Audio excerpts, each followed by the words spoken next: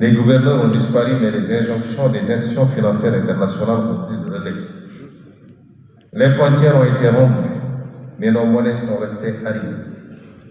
La forme a changé, mais la structure jamais entièrement.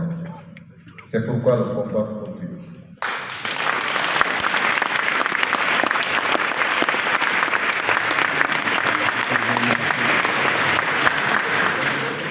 Un combat politique, un combat intellectuel, mais surtout un combat moral.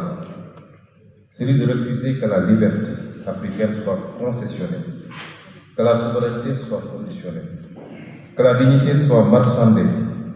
Et si Fanon nous parle encore avec une telle force, c'est parce qu'il nous a prévenu avant l'heure que la véritable trahison de l'indépendance ne viendrait pas seulement de l'extérieur, mais aussi de l'intérieur.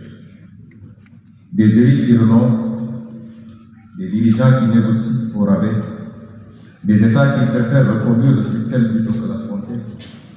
Aujourd'hui, alors que l'Afrique vit une nouvelle onde de révolte souverainiste, alors que des jeunesses entières refusent de reproduire les mêmes illusions, alors que des gouvernements, dont le nôtre, assument une responsabilité historique, remettent en cause les dogmes hérités du passé, le message de Fanon retrouve une clarté foudroyante.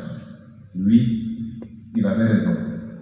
Et aujourd'hui, nous n'avons pas le droit de détourner les yeux. Nous n'avons pas le droit d'être les nouveaux comptables de cette liberté sous tutelle. Nous n'avons pas le droit d'être les héritiers complaisants de cette trahison inaugurale. L'Afrique ne demande plus l'indépendance. Elle exige la souveraineté.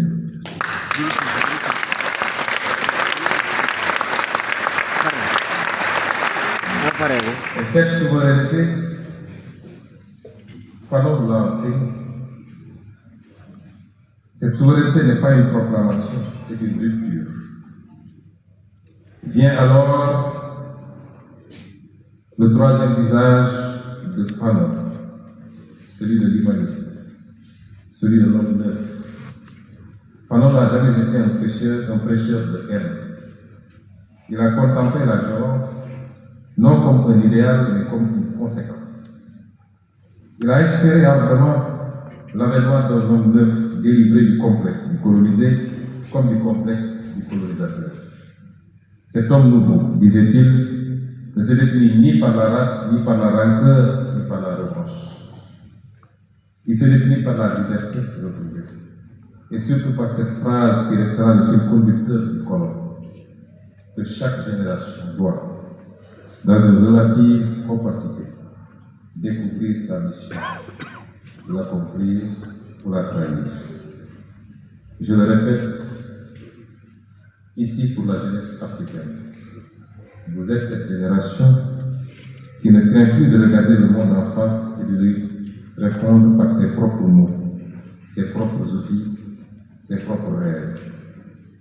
À ce stade, une question cruciale se pose. Que faire de Fanon en 2025? Et quel appel à l'action cela adresse à nos sociétés?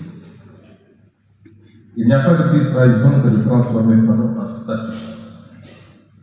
Un Fanon figé, un Fanon de brisé, un Fanon inoffensif.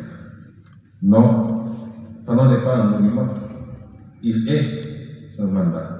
Et ce mandat nous oblige. Les axes du colloque le disent clairement.